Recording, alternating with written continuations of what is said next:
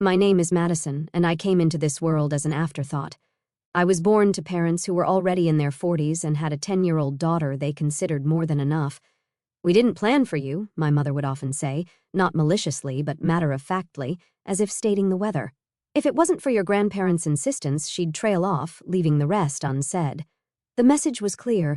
I was here because my maternal grandparents had convinced my reluctant parents to have another child. They were overjoyed at the prospect of a second granddaughter, while my parents viewed me as an obligation they hadn't asked for. My sister, Sarah, was already deep into her own world of teenage concerns when I arrived. She wasn't cruel or mean, she simply acted as if I didn't exist. While I played with my dolls in the corner of our shared living room, she'd be sprawled on the couch, talking on the phone about boys and college applications, completely oblivious to my presence. "Sarah, honey, don't forget your SAT prep books," Mom would say, carefully arranging them in her backpack. Meanwhile, I'd be sitting at the kitchen table, waiting for someone to notice I needed help with my homework. Help rarely came from my parents. Instead, they developed a routine that shaped my entire childhood. Every morning they would drop me off at my grandparents' house. "You wanted her," my father would say to my grandfather, keys jingling in his hand as he prepared to leave for work. "She's all yours." My grandparents' house became my real home. They picked me up from school, helped me with my homework, took me to the park, and made sure I was fed and cared for. Only late at night would my parents come to collect me, usually looking tired and slightly annoyed at having to make the trip. "Madison," my grandmother would say, hugging me goodbye each night, "you're the best thing that ever happened to us."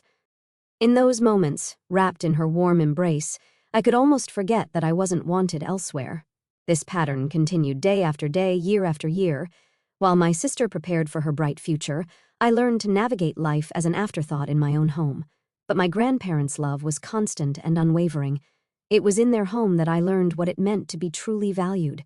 One day, my grandfather would tell me as we worked on my math homework, "You'll understand that sometimes the best things in life aren't planned." He'd wink at me, and for a moment, the weight of being unwanted would lift from my small shoulders. With Sarah away at college, I thought things might change at home. Maybe my parents would finally see me, the daughter who remained. I couldn't have been more wrong.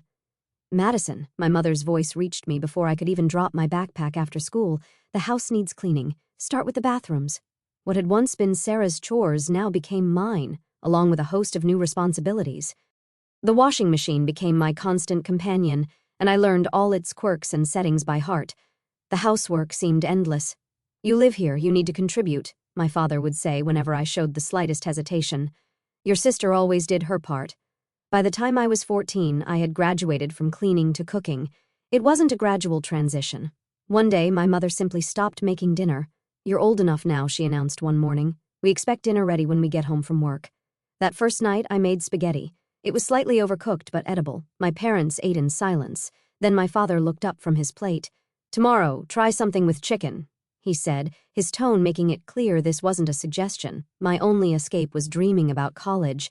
Every night, after finishing the dishes, I'd retreat to my room and browse university websites. I'd imagine myself walking across different campuses, far away from the endless chores and cold silences. Then, when I was 16, Sarah came home with news that changed everything. She bounced through the front door one Sunday afternoon, dragging a tall, well-dressed man behind her. "Mom, Dad," she squealed. "This is James. We're engaged." You'd think someone had just announced they'd won the lottery. My parents literally jumped from their seats. My mother cried tears of joy, and my father was already pulling out his phone to call relatives. "We'll pay for everything," my mother declared, hugging Sarah. "Our first daughter's wedding has to be perfect."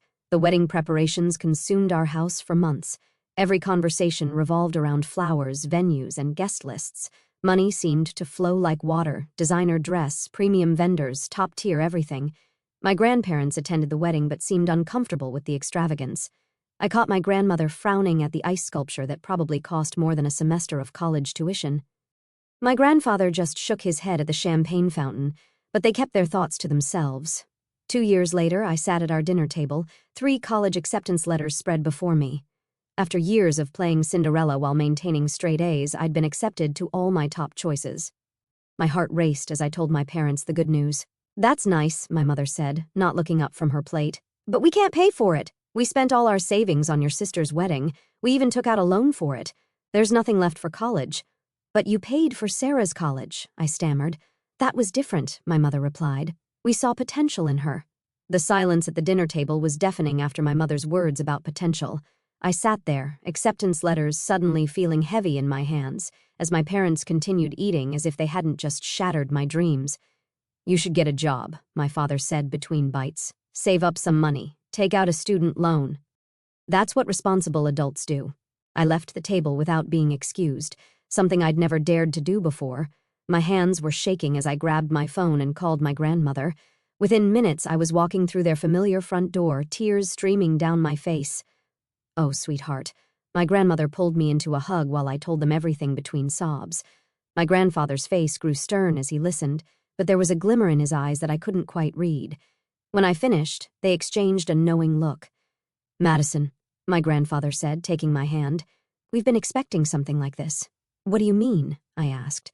We watched how they've treated you all these years, my grandmother explained, how they spent money on Sarah's education, her wedding. We knew they might do this to you. My grandfather stood up and walked to his study. When he returned, he was holding a folder. We've been saving for your education since the day you were born, he said, opening the folder to reveal bank statements. You can choose any of those 3 colleges. We've got you covered. That night, I went home and packed my things. Not everything, just what I needed. My parents were watching TV downstairs and barely looked up when I told them I was moving in with my grandparents. Whatever you think is best, my mother said, her eyes never leaving the screen. Was that relief I heard in her voice? The next few weeks were a blur of college preparations. I chose to study financial analysis. Somehow, watching my parents' mismanagement of money had sparked an interest in doing things the right way. My grandparents helped me with every detail, from filling out forms to buying supplies. When I finally started classes that fall, it felt like stepping into a new world. The material was challenging, but I loved every minute of it. Each class felt like a step away from my old life and toward something better. My professors noticed my enthusiasm, and soon I was staying after class to discuss complex financial concepts. For the first time in my life, someone besides my grandparents saw potential in me, real potential. My second year of college was in full swing when my grandmother called with some interesting news about Sarah. Your sister's having trouble, she said during one of our weekly calls. Her marketing career isn't taking off like she hoped, and James can't seem to hold down a job. They're constantly asking your parents for money. I wasn't surprised when she told me they were getting it. Your mother emptied her retirement account last month to help them with rent, my grandmother sighed. They just can't say no to her. A year later, the situation got worse. Sarah and James couldn't make rent anymore, even with our parents' help. They moved back into my old bedroom, the one I'd spent years keeping spotlessly clean. The irony wasn't lost on me. Meanwhile, I was thriving. My professors had helped me land internships at prestigious financial firms, where I discovered I had a real talent for solving complex financial puzzles. Each challenging project made me more certain I'd chosen the right path. You've got a natural instinct for this, my supervisor at Morgan Stanley told me during my performance review. We'd love to have you back next summer. I kept my head down and focused on my studies, barely thinking about my family except during calls with my grandparents. But when I visited them during my senior year, I knew something was wrong the moment I walked through their door. My grandmother's usual warm smile seemed forced, and my grandfather, usually quick with a joke, sat quietly in his armchair. The house felt heavy with unspoken words.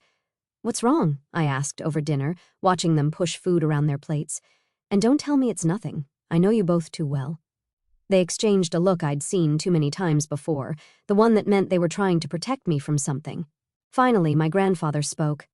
Your parents came to see us last week, he said, his voice unusually tired. They wanted their inheritance early.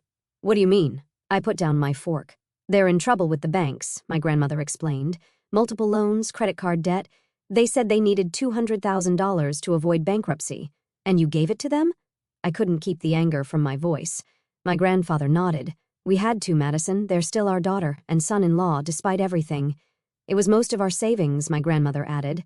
Most of your savings? I was furious. After everything they'd done, after how they kept enabling Sarah's irresponsible behavior, after how they treated me, my parents had the audacity to demand money from the only people who'd ever truly cared for me, all because they couldn't say no to Sarah and couldn't manage their own finances.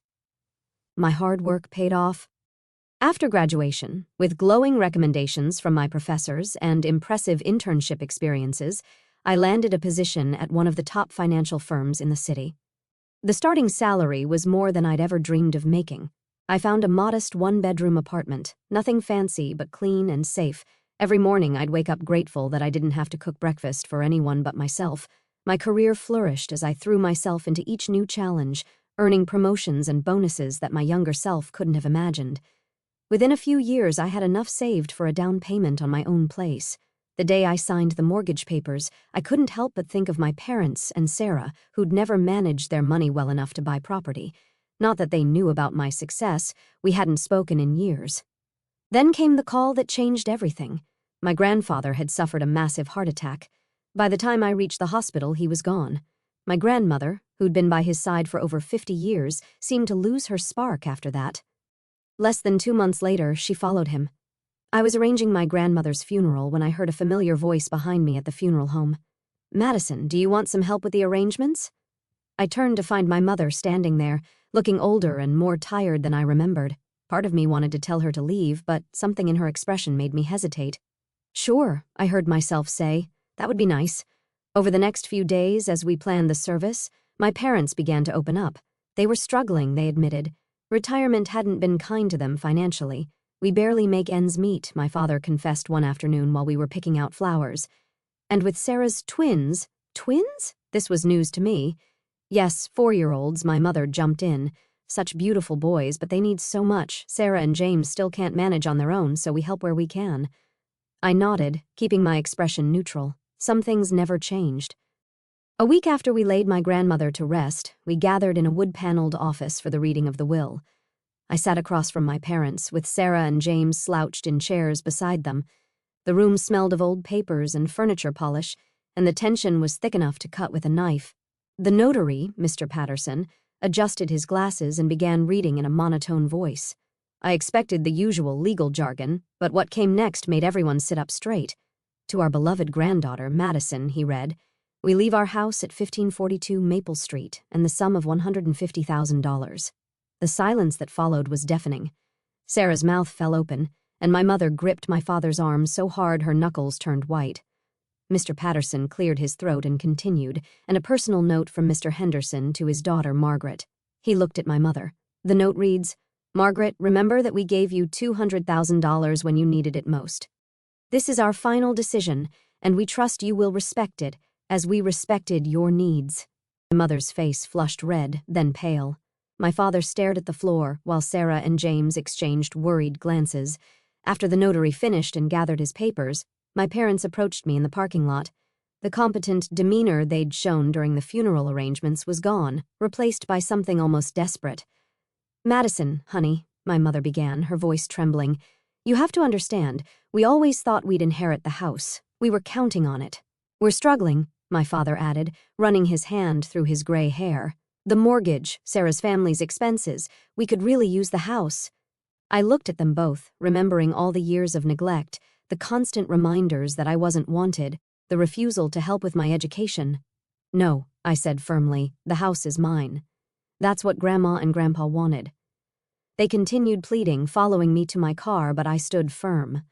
Sarah joined in too, talking about how her boys needed a yard to play in, but I simply got in my car and drove away. A week later, my phone rang. It was my mother asking me to come over for dinner. Something in her voice sounded different, humbled, perhaps. Against my better judgment, I agreed. Pulling up to my childhood home was like stepping back in time, except everything looked shabbier than I remembered. The paint was peeling, the gutter sagged, and the once pristine lawn was patchy and overgrown. Inside, the house was crowded but clean. Sarah's twins, Tommy and Jake, ran circles around the living room, while James half-heartedly told them to settle down. The boys were cute, they had Sarah's eyes and James's curly hair. "Madison," my mother smiled, pulling me into an awkward hug. "We made your favorite pot roast."